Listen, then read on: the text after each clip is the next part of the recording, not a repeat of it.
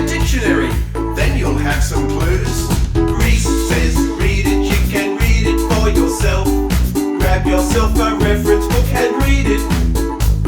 To research a rhinoceros, or slippery worms that wriggle, or ravens, wrens and robins, or the frogs that make you giggle, or rodents like the brown rat, the muskrat and the rabbit.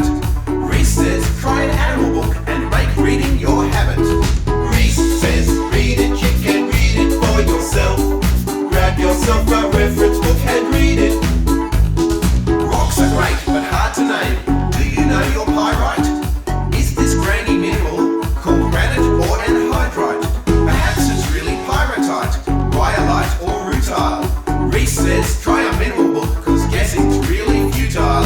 Rhys says read it, you can read it for yourself. Grab yourself a reference book and read it.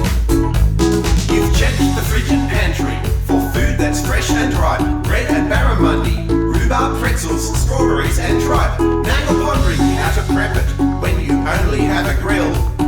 Rhys says try a recipe book for recipes that thrill. Rhys says read it, you can read it for yourself. Grab yourself a reference book and read it.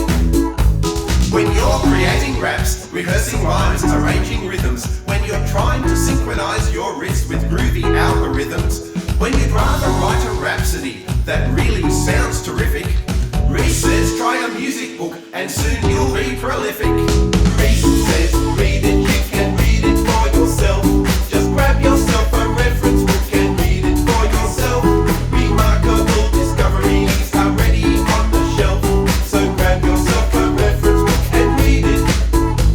For everything you want to know, there's probably a book.